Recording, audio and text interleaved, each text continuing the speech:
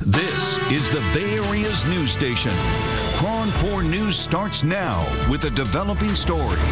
Developing right now at 5 o'clock, a crane being used to work on the new span of the Bay Bridge has collapsed. You are looking live over the scene from our helicopter partnership with ABC 7 News. At this hour, no reports of anyone hurt in the fall of that crane. I'm Pam Moore. KRON4's Justine Waltman is live on Treasure Island tonight. Justine, what do we know about how all of this happened?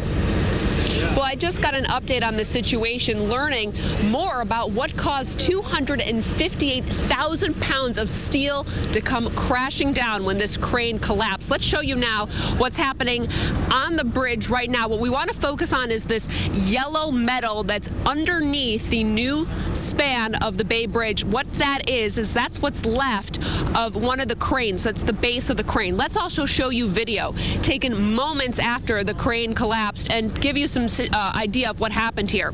So here's what I've learned. 2 cranes were on a barge in the water underneath the bridge, and they were removing temporary supports from under the bridge. The bridge is a suspension bridge, and they've had this mile-long piece of steel that's holding up the bridge in the meantime. So one of those cranes tipped over, and it lost the support of the steel beam, and that steel fell with such force that it punctured the barge. And you'll see in the video there's just this pile of metal. That's what's left of the temporary support system. I did talk with a man who works out here on Treasure Island, and he saw and heard the collapse. There was, an initial sort of like crushing noise that sort of sounded like the noise we always hear, but, you look over and it's like something's definitely dangling. And then there was the louder noise as it really fell. And then, like I said, 3 minutes or so of sort of quiet. There's some yelling a little bit that we could hear over here. And then the rest of the crane sort of came down. So no one was on the barge. That's why no one at this point that we've learned is hurt. And again, you're looking live at the scene. It's underneath the new span, and it's that yellow piece that we're looking at now. That's the base of one of the cranes. The Coast Guard, SFPD, and bridge crews have all worked now together to remove that piece of metal. And I'm told an investigation is still underway right now to figure out why that crane collapsed in the first place. Live on Treasure Island, Justine Waltman, KRON4 News. All right, Justine, we are continuing to look at live pictures of the scene from our helicopter partnership with ABC 7 News. A couple questions here. Do we know if this had any impact on drivers today, first of all? No impact on drivers, because drivers on the bridge can't see underneath the new span of the bridge, and it didn't really pose any danger to drivers on the current Bay Bridge. So it didn't impact drivers there at all, and drivers couldn't even see it, so it didn't cause any delays that way either. How about the possible effect on the construction project overall? Is this going to cause a delay in the scheduled opening? The only delay that it could cause is now they need to do the investigation to figure out why it collapsed, make sure that doesn't happen again, and also to remove what's left of the crane that we were just looking at, and also to get a new barge in there so they can continue the work. But as far as the opening of the new span of the Bay Bridge set for Labor Day this year, I am told that will not be affected by today's crane collapse. All right, Justine, we will check back with you in our newscast tonight at 6 o'clock. Grant, you have some more on this. That's right, Pam. We want to take a closer look at this crane. You can see the crane right here. This is under the new eastern span of the Bay Bridge. You see that right there. Go ahead and fly in for a closer look. These images we're seeing courtesy of our helicopter partnership with ABC 7 News. There is the orange crane. That's the base of it right there. And you can see it is on its side. As we watch it, there it is. We'll pan over. You see the crane right there. The crane extends onto another barge, and the top portion of the crane looks to be mangled. Now back to the base of the crane, and you can see all these yellow rectangles. They're strewn about, and these are the things that are called counterweights. They basically make sure that the crane doesn't tip over. And this black structure that you see, we heard Justine talking about this, that's the temporary support structures that were under the span, under the deck of the new eastern span. That's what the crane was trying to remove at the time where things went awry. Only a small portion of the top of the crane went into the bay, so this could have been a lot worse. Pam? We encourage you to keep it here as we follow developments in the Bay Bridge crane collapse. More on our website, KRON4.com, as well as our Facebook and Twitter pages. Catherine. Happening right now, the Las Vegas Strip shut down by police after a pre-dawn shooting ended in the fiery crash of a luxury Maserati. Happened right here. This is within sight of the famous fountains of the Bellagio Hotel. 3 people are dead. The gunman is still on the loose.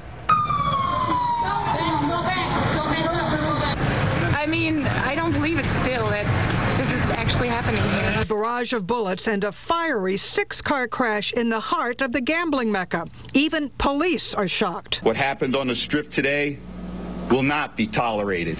Witnesses say it began at 4:30 this morning with a black Range Rover with dealer plates. It has very dark tinted windows, multiple black males in the vehicle. It pulls up alongside the Maserati you see here with 2 people inside. Indications are it was multiple rounds fired while the cars were moving. The Maserati driver is mortally wounded. He speeds through the intersection, colliding with a taxi cab.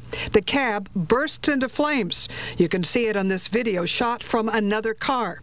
The cab driver and a passenger are unable to escape, but the shooters are able to make a getaway. Law enforcement here in southern Nevada, as well as neighboring states, are actively searching for that vehicle and its occupants. Investigators are examining video recordings from nearby casinos, hotels, and taxi cabs to piece together what happened. They also interviewed the passenger in the Maserati. That person told them that the trouble started with an altercation in the valet parking lot of a nearby casino. All right, Catherine, we have a Google Earth map here to show us exactly where this went down. That nearby casino that Catherine just referenced was where the altercation started. That was the Aria Resort, and that's just a couple blocks south here on the Las Vegas Strip from where the shooting occurred. We'll take a closer look at this. The vehicles involved apparently came from that resort. They were traveling north here on Las Vegas Boulevard, the Vegas Strip, and this is the intersection right here where that shooting occurred, the intersection of Las Vegas Boulevard and East Flamingo Road. This is the heart of the Strip, and you can see all the prominent resorts at this intersection. You got the Bellagio, Bally's, Caesar's Palace, a high-profile location for sure, and this is just a block west from where rapper Tupac Shakur was fatally shot back in 1996. Pam? Developing right now, KRON4 has just learned the latest search of the Speed Freak killer's gravesite has come up empty in the Central Valley. The FBI had been looking for the remains of victims of death row inmate Wesley Sherman-Time and his now dead partner Lauren Herzog. KRON4's J.R. Stone has been following this story. He joins us live from Sacramento tonight with the latest details. J.R. Well, Pam, they spent 39 days looking for victims of the serial killer duo linked to numerous killings. And tonight we've learned that the FBI has hit a dead end. Despite our intention of recovering remains of alleged victims, the effort failed to locate any human remains. Only refuge was found in the debris field to include animal bones believed to be cattle. Wesley Sherman-Time was contacted again this week on February the 19th. Through his attorney, and he refused to cooperate with the FBI, and he refused to be interviewed by the FBI. This did cost about $200,000. It may even go higher, but that was shared both by the San Joaquin Sheriff's Department and the FBI. I think he tells us information based on his convenience, and that's why I said in the latter part of my statement, we will sit down and talk to Wesley Sherman-Time anywhere at any given time, but with a specific caveat that he has to be specific with identities and locations. I will tell you this. I stood right where Sherman-Time stood on Flood Road, and he told us with 70% certainty that he dumped bodies in a well at this location. We've examined each and every letter that he has sent my investigators, and we want to sit down with him and to go through each one. We told him that. We told that to the attorney, and what answer did we get? He doesn't want to talk to us, and he refuses to cooperate with us. Now, keep in mind, Wesley Sherman-Time, the inmate on death row, has written at least one letter in the last 6 weeks saying they were digging in the wrong spot. However, you heard Herb Brown there say that is not the case. More on their search techniques coming up at 6 o'clock. Reporting live in Sacramento, J.R. Stone, KRON4 News. Wesley Shermantine and his partner, the late Lauren Herzog, whose pictures are on your screen, are both believed to have gone on a methamphetamine-induced killing rampage in the 1980s and 1990s, killing a number of people. In fact, remains of some of their victims were recovered last year in Calaveras County and at a separate well nearby in Linden, California. Well, it's been a sunny and warmer day today, but still a little breezy in some spots. But take a look at our current conditions. It's still 63 degrees up in Napa, 60 in Santa Rosa. Cooling down a little bit, though, in our inland valleys where we did see the low 60s earlier. Same thing for the South Bay. It wasn't the low 60s in Sunnyvale about an hour ago, but right now it's 59 degrees, 54 in San Francisco, just 50 in Half Moon Bay. Again, we have seen some breezy conditions. Winds have died down through Concord and Hayward, but still quite breezy in Half Moon Bay, 18-mile-an-hour gusts there. Here's what you can expect overnight. Mostly clear skies. Chilly temperatures, not quite as cold as last night, though. Into tomorrow, it'll be a little warmer, but then increasing clouds into the afternoon as a chance of rain rolls in for late tomorrow, early Saturday. I'll have more on that coming up in a bit. Also coming up as KRON4 News at 5 continues tonight. Next, stunning new information about the lead investigator in the case of a double amputee Olympian accused of murder. Right now, there are issues threatening to derail the entire case. Then at 5:15, newly released guidelines for the A's on how the team's desire to move to San Jose can be fulfilled. Only on 4, reaction from Oakland's mayor. At 5:17, just hours ago, funeral services held for a victim of a cop killer. An update on the deadly Southern California revenge shooting spree. And at 5:30, severe weather ravaging the Great Plains. Now, the first word of weather-related deaths. The dramatic video coming into the newsroom. Keep it here. A developing story, the Oscar Pistorius homicide case. It is taking a very strange turn. The lead investigator is now being replaced because of his own legal problems. This as the double amputee track star was back in court on a bail hearing. Almost overshadowing yet another day of testimony on whether Oscar Pistorius should get bail after being accused of murdering his girlfriend, the embarrassing revelations that the lead investigator, Hilton Bota, is being replaced. He's facing 7 charges of attempted murder himself. It stems from a 2011 incident in which Bota and 2 other police officers fired at a minivan with 7 people. The charges were initially dropped, then reinstated. It is only yesterday that we as the police were informed of the outcome of their investigation and that they wanted to continue with this matter. So we did know. But the news only compounded questions about the detectives' work on the case, whether there were mistakes made. Bota at one point this week conceding he could not rule out Pistorius's version of events. The athlete claiming that he fired through a bathroom door on Valentine's Day morning after mistaking his girlfriend for an intruder. The prosecution has been busy poking holes in that story, saying forensics don't back him up.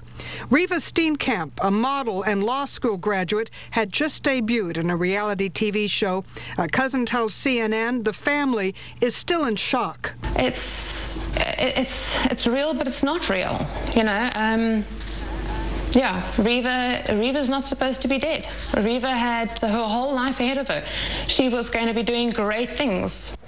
And still no decision on bail for Pistorius. He's going to be back in court again on Friday. He is considered of considerable flight risk because he has a lot of money and property in Italy. Pam?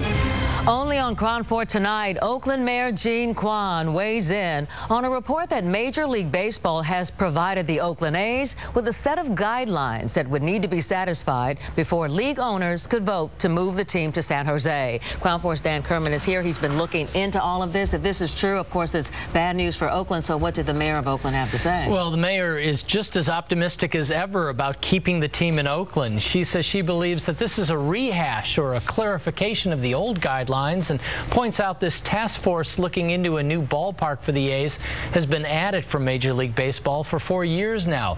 Bottom line, she says Oakland is doing all it can to keep the A's, and she thinks the key issues have not changed. The Giants absolutely oppose this.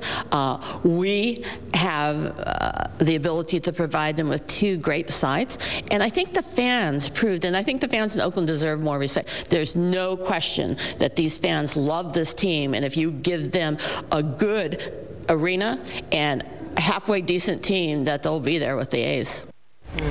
Now, the mayor says the A's fans proved that in the run-up to the pennant race, and she also says that if Lou Wolf won't seriously look at these plans that the city of Oakland has, there are others who are willing to buy the team. And we'll have more on that coming up tonight at 6. Okay, now Mayor Kwan says she has these plans. Has she presented the package to Major League Baseball for a review? Well, we asked about that. If these plans have been formally presented and if they've talked about financing, they will not give us, the city of Oakland won't give us any specifics on that right now. All right. Well, despite Mayor Kwan's positive outlook, San Jose's mayor, Chuck Reed, says moving the team to San Jose should be an easy decision. He says the only question that remains is when it will happen. Reed says, quote, "We have the site, the economics are compelling, and eventually it will happen." Mayor Reed also says he speaks frequently with A's owner Lou Wolf and says he's still optimistic, and as long as Lou is optimistic, I'm optimistic. Grant. Well, Pam, we want to know what you think about this story. The A's possible move to San Jose. Already dozens of passionate comments here on our KRON4 Facebook fan page. You can join that conversation. We'll be reading some of those comments coming up in less than 10 minutes.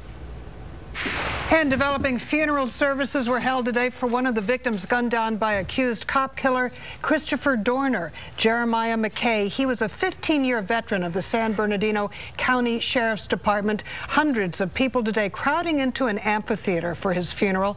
Police say Dorner killed himself during a fiery standoff at a mountain cabin.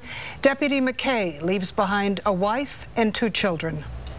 Well, we enjoyed pretty mild conditions out there this afternoon. Sunny skies over the Bay Bridge Toll Plaza and all throughout the Bay Area this afternoon. As we head into the overnight hours, it'll be slightly warmer tonight and a little warmer tomorrow afternoon. We'll have sunshine into the afternoon, but then increasing clouds into the evening as a system passes us to the north. There's a very slight chance of showers through the North Bay into Saturday morning, and then we'll keep a little bit of cloud cover going into Saturday. Cooler temperatures for sure. Sunday, though, we'll rebound with some nicer conditions. Let's take a look right now at satellite and radar picture. Again, clear skies, but you can see a little bit of cloud cover coming up from the north. And as we take a wider view picture, we have a weak disturbance passing us to the north right now, and we're going to start to see this slide down to the south as we head into tomorrow.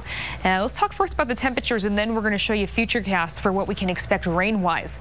So tomorrow morning is going to be kept a little bit warmer, more 40-degree readings out the door. 44 in San Francisco, 41 in Oakland, 43 in Richmond, 42 for San Rafael, 42 also in Antioch. Still chilly, though, in a number of places. Into the afternoon, temperatures will have time to warm into the low 60s in a number of places with the sunshine. 62 in Palo Alto and Sunnyvale, 62 in San Jose, 63 for Campbell. For our inland valleys, we'll be in the low 60s as well. Same thing for our East Bay Shore, 61 in San Leandro, 64 for Walnut Creek, 63 in Pittsburgh.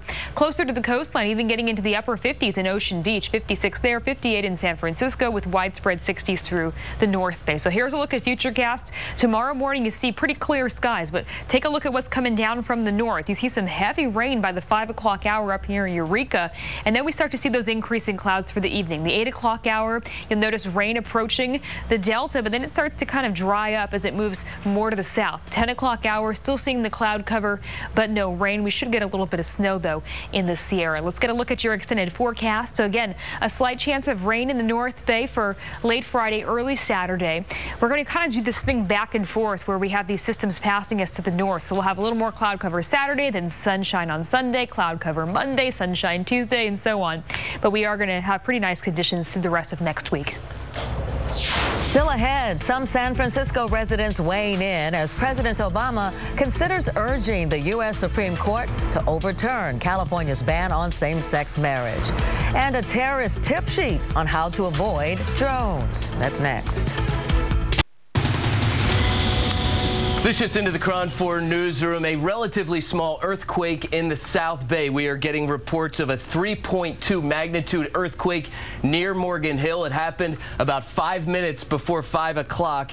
It was about 6 miles east-northeast of Morgan Hill. If you want a specific location, a depth of 4.6 miles. Again, a 3.2 magnitude, so not huge. We haven't received any calls into the KRON4 newsroom of people who felt the shaking. However, if you did, please go ahead and call in. We're also looking for pictures of any potential damage, even if it's minor. Go ahead and send us those images. We'd love to see them. You can include them in a message on Facebook or email us, breakingnews@KRON.com. We'll continue to follow this story, a 3.2 magnitude earthquake near Morgan Hill at about 4:55 this evening. We'll take a short break right now. Be right back. Coming up, we have some incredible video to show you as deadly storms blast much of the U.S. And tonight, millions are bracing for yet another hit. From iPhones to iWatches, details on what could be Apple's newest product. And airport security brings a young disabled girl to tears. It was all caught on camera, what the TSA is now apologizing for. Next. This is the Bay Area's news station. KRON4 News starts now. And developing right now at 5:30, a deadly storm rumbling through the Plain States at this hour. 2 people are dead in weather-related car accidents. People are being warned to stay off the roadway. Some airports are experiencing long delays, and looking at that video, you can see why. I'm here in the KRON4 Weather Center right now with Jacqueline. She's tracking this monster storm, and boy, the map here looks pretty ominous. It is. It really was 2 storms kind of merging together, and now has really become one. And the biggest threat with this system is not going to be the snow, even though you see a lot of that there on your screen. It's the ice that's expected. We're going to see accumulations of ice from freezing rain in a number of places. But first, let's talk a little bit about the severe weather that's down in the south right now. We did have a threat of tornadoes in this region in Louisiana, spanning into Mississippi. And right now, we are seeing a severe thunderstorm warning associated with these band of thunderstorms right here. You can see the warnings here. It looks like it may have just turned to a tornado warning. It has. That's the red here on your screen. So it has turned quite severe in that region. Also flash flooding, which is the green that you see. Now let's go up to the north where we have a lot of winter weather products issued. You can see basically the whole region blanketed with these winter storm warnings, winter weather advisories all through the region because it's already so cold there. Look at these temperatures in the 20s and at the freezing mark. That's why we're going to see freezing rain. Surface temperatures already at freezing, and then you have this rain coming in on top of that. You can see the rain-snow mix that's falling right now. So the danger again is ice accumulations. Not going to see a lot of snow accumulation, even though the snow is flying in these regions right now. You see the heavy rain coming up again into those areas where temperatures are already freezing on the ground. Freezing rain, ice accumulations, a big danger. This is going to be pushing into the East Coast. We're expecting flooding as well down to the south, and it's not going to be out of the area until about Saturday morning. Well, Jacqueline is showing you how that storm is really blasting the central U.S. Again, the last thing people needed, more bad weather, but residents in 20 states are bracing for another hit, and it's even snowing in the desert. You don't see this every day, or almost any day for that matter. Snow in Tucson, Arizona.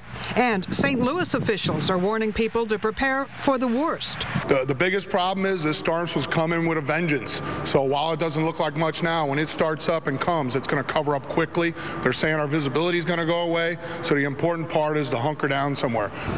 Missouri's governor has declared a state of emergency. Flights are being canceled at airports across the Midwest, leaving some people with an unplanned stay in a snowy state. Our luggage is already in Nashville. That's there, but we're not. About 60 million people across 750,000 square miles are living under storm watches and warnings. Scores of snowplows and salt trucks are ready to clear roads. The St. Louis mayor says that the snow itself is not the biggest threat. For anything. My biggest concern is the worst case scenario. There's going to be a major ice storm and lengthy and widespread power outages. The only potential upside, drought relief for bone-dry states like Nebraska, Kansas, and Oklahoma. But a silver lining may be cold comfort on a day like this. Well, heavy snow is causing, not surprisingly, delays at some of the airports, including Kansas City, where some flights have been canceled, not just delayed. United Airlines is offering to change travelers' flights ahead of the storm. Grant? Catherine, I want to show you some amazing videos of the storm caught on camera. This is Wichita, Kansas. Look at that. Lightning and thunder during some morning snow. It's a phenomenon sometimes called thunder snow, as you see it go there again. Lightning was also seen in the skies of Springfield, Missouri. Look at that. right down there. You had sleet, freezing rain, and snow blamed for power outages across the city and parts of Oklahoma. Winter storm bringing a mixture of snow, sleet. Look at the pellets there. Looks like hail coming down. Up to 8 inches of snow falling in Woodward, Oklahoma. About 20 states battered by the storm. People doing their shopping. Nonetheless, some residents got out there, and once you were done with the shopping, bust out the scraper. Look at that snow on that car right there. Once they were done, man, the huge storm even brought snowfall and gusty winds, check it out, to the mountains of San Diego. That's not too typical. Parked cars and streets covered in snow. A huge, huge storm throughout much of the country. Pam? Developing news tonight, President Barack Obama is considering weighing in on same-sex marriage here in California. President Obama is urging the U.S. Supreme Court to overturn the state's ban on gay marriage. KRON4's Will Tran in San Francisco's Castro District today with reaction. So we are in San Francisco's Castro District. They are obviously following the Prop 8 issue very closely. The president has 1 week to decide, 1 week from today, to decide whether or not to file a brief known as a friend of the court on his opinion on Prop 8, whether it should be upheld or overturned. Rumors coming out of Washington, D.C. is he wants the justices to overturn Prop 8 when the justices take up the issue a little bit later this year. For a president to put his neck out on the line to give his opinion on such a hot topic. Joining me now is Will from the Castro District. Your opinion on that. Do you think your president should do that, or does he have other fish to fry? Well, I think he's a very busy person, probably one of the busiest people we've had in the presidency recently. And I guess I would think two things. There's a lot of things going on that should be worked on. Hopefully he has people in place that are working on those. I think more importantly, it's always of paramount importance to get the president's opinion and kind of rating on things. So I would hope that he would go ahead and give us his opinion, put it down on the record, and get things moving. What would you like his opinion to be? Well, obviously, I think he should be in favor of any human rights issues, and I think basically this comes down to a human rights issue. People have separated it out for too long, and I think gay people are just like anybody else. They're just like women, they're just like minorities. They should all have equal rights. 5 years ago, when he ran for the office the first time, he was for civil unions, but not gay marriage. Now, with society turning, and the poll numbers have shown that, do you think he's sincere, or is he blowing with the wind?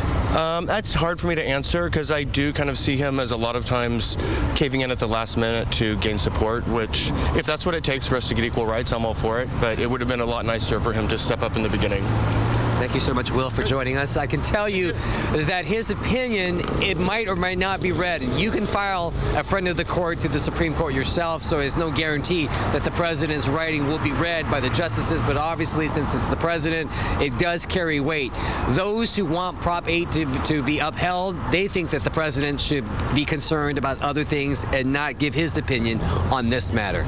Reporting from San Francisco, Will Tran, KRON4 News.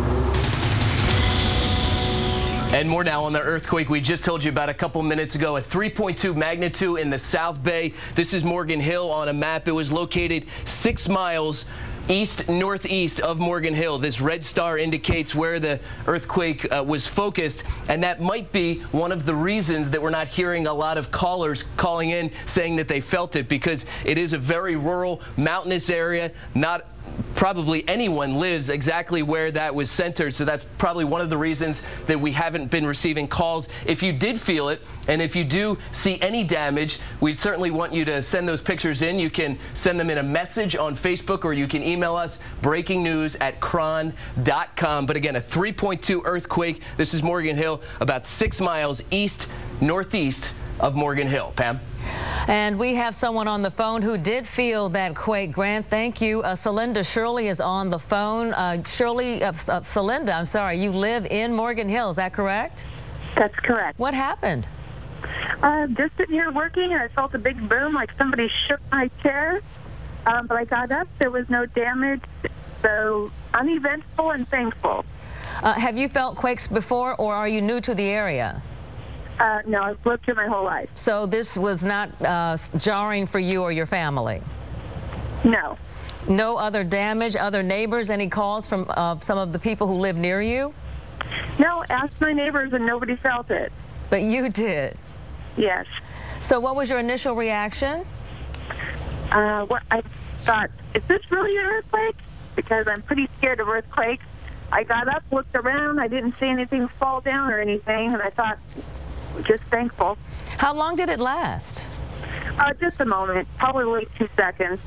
All right. So, Linda Shirley, thank you for your observations about the quake that happened not too long ago, about 4:55, centered near Morgan Hill.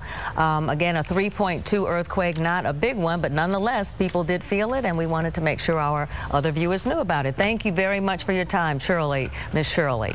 Also coming up tonight, a new report shines a bright spot on the housing market. Our financial expert breaks down all of the winners and losers on Wall Street. Plus, airport security makes a young disabled girl cry. What the TSA is now apologizing for. This could be the next big thing, a new social networking website and app that blends elements from Facebook, Twitter, Tumblr, and Instagram is getting a lot of buzz. I'm Gabe Slate. That's coming up in my Tech Report. And now for today's market update. A weak set of economic data released today sent stocks lower on Wall Street. The government said more people applied for unemployment benefits last week, and this caused the Dow to lose about 47 points to close at 13,881. The Nasdaq dropped 33 to end the day at 3,131. The S&P 500 fell more than 9 points to close at 1,502. Now, time for the KRON4 Tech Report with Gabe Slate. Here's a look at what could be the next big thing, a new social network called Feed. That's spelled P-H-E-E-D. Right now, it's a website and app for Apple devices. It's coming to the Android platform soon. It's free to sign up for a Feed account. Some tech analysts are saying Feed could soon be the next Twitter. This Los Angeles-based startup launched only 2 months ago, and already the Feed app has climbed up the Apple top charts top apps. It's now sitting #1 in the social category, surpassing both Twitter and Facebook. Feed is a social media platform that combines elements of Facebook, Twitter, YouTube, Tumblr, and Instagram. Feed is trying to take the best aspects from the current popular social networks and combine them into one new ultimate social network. Anyone can have a feed. A feed is like your own channel to broadcast whatever you want. Videos. Hey, Feed. Or you can post just audio clips. Just chilling at the cribbo. You can post pictures or just text, and of course make comments on anything you or anyone else has posted. Feed is different in that it doesn't put any restrictions on its media, so video and audio clips can be as long as the user wants. That is a much different approach for video sharing when other companies are focused on making apps that have restrictions on video length and photo size. Miley Cyrus and other celebrity teens are boosting Feed's popularity. Feed is a great platform for celebrities and brands because they can broadcast exclusive content on their Feed channel. Bottom line, right now, Feed is extremely popular with teenagers. According to several recent surveys, teens are moving away from Facebook and using other social networks. It's possible teenagers might make Feed the next Facebook. I caught up with a Feed rep who was down in LA over a Skype audio chat and asked them how they're handling their overnight success and if they're surprised how the new coveted teen demographic has chosen them as the new place to be online. The power that a couple teens can have to make something go viral in a way that, we would have thought a celebrity with millions of Twitter followers would have done. We never could have expected anything like this. Gabe Slate, KRON4 News. Well, temperatures were warmer out there today. Indeed, we saw low 60s through a number of locations. It was 64 up in Santa Rosa, 63 for Napa, 60 in Richmond, 60 also in Redwood City, 61 in Concord, and 61 in Antioch. Temperatures are actually going to be a little warmer through the overnight hours, more 40-degree readings, but still chilly in some spots in the 30s. Into tomorrow afternoon, sunny skies to start, but then later in the afternoon, we'll start to see increasing clouds as a storm passes us to the north. We'll be left with some of that cloud cover and cooler temperatures into Saturday. Sunday, though, we're going to rebound nicely. Let's take a look at temperatures out the door tomorrow morning. Again, more 40-degree readings, 42 in Antioch, 43 in Richmond, 42 in San Rafael, but still quite chilly through portions of the North Bay, 33 in Fairfield, 35 for Livermore. As for our afternoon highs, still in the 60s. In fact, fairly widespread 60s out out there tomorrow. 63 in Santa Rosa, same thing in Vallejo, Concord, Pleasanton, 60 in Hayward, 62 in San Jose and in Sunnyvale. But let's take a look at satellite and radar picture. Clear skies right now, but we do have a weak system passing us to the north. It looks like some of this cloud cover and rain is going to take a dive to the south as we head into tomorrow. So let's take a look here on Futurecast. The 10 o'clock hour, largely clear conditions, but here comes the cloud cover and the rain from the north. The 5 o'clock hour, it's still well to the north of us. By 8, we're starting to see increasing clouds, and there's a little bit of that rainfall. But see, it's kind of drying out as it moves down toward the delta. The 10 o'clock hour, we're still going to see some cloud cover, and it's going to move through the overnight hours. We'll also see a little bit of snow in the Sierra, but not going to be a huge snow maker. Let's take a look at the forecast through the Sierra the next couple of days. Partly cloudy tomorrow, a chance of snow into Saturday morning, as you saw. Temperature is going to take a dive Saturday, but they will rebound into Sunday. Same thing here locally, with temperatures real nice tomorrow afternoon, cooling a few degrees Saturday with that chance of sprinkles in the North Bay. Into Sunday, though, we are going to rebound and stay pretty mild through the rest of the work week. Now time for a checkup on your snow bomb ski report. We did pick up a couple flurries through the overnight hours, so Sierra at Tahoe and Boreal both picking up an inch of fresh powder. If you'd like information on these ski resorts and others, including discount lift tickets, just log on to snowbomb.com. A stunning document has been found in Mali. This is apparently a tip sheet for terrorists on how to avoid drones. It's advice for al-Qaeda members, and it includes simple mats and poles to be used to cover up cars so they won't be easily spotted by Western drones. The instruction on camouflaging cars is one of 22 tips. Others include using dolls and statues, so spy drones will mistakenly think that there are crowds of people on the ground when, in fact, there are none. The information was left behind by Islamic extremists as they fled Mali last month. Ed, we have new information on that South Bay earthquake that we've been telling you about, a 3.2 magnitude quake. It was centered here about 6 miles east-northeast of Morgan Hill, and this is a map from the USGS. The colors that you see here indicating people who have reported feeling the shaking on the USGS website, people reporting weak to light shaking. Again, a 3.2 magnitude earthquake at 4:55 this afternoon, and some people felt it fairly far from the epicenter down here, even near Santa Cruz. So we'll continue to follow this story. If you did happen to feel, we'd love to hear from you. You can call our newsroom. If you have pictures, we'd love to see them. You can include them in a message on Facebook or email us, breakingnews@KRON.com. We'll stay on top of this story. We'll take a quick break. More news coming up. Well, this crying 4-year-old behind me is proving to be really embarrassing for the TSA. TSA officials now apologizing to her family for an incident at a Missouri airport. Agents wanted to pat down that little girl who uses a wheelchair, and she was sobbing, her mother taking video with her cell phone. The writing you see there is something that the family had posted online. Lucy Fork's father says that his daughter has spina bifida, and security agents went too far. It was specifically because she was in a wheelchair. You know, the statement was, well, she's in a wheelchair, so we have to do a pat down. We weren't trying to be combative, but we were going to set clear boundaries about what was and was not appropriate as far as someone touching our child. Well, the TSA has released a statement. It acknowledges that it was simply not true when an agent told the mother she was not allowed to videotape, and it regrets the inaccurate guidance. And in the apology, the TSA says it's committed to maintaining security and treating all passengers with dignity and respect. More details about that earthquake in the South Bay. It's coming into the newsroom right now. It was a 3.2 magnitude quake centered about 6 miles northeast of Morgan Hill. Stay with us. We'll have more on the KRON4 News at 6, which is ahead.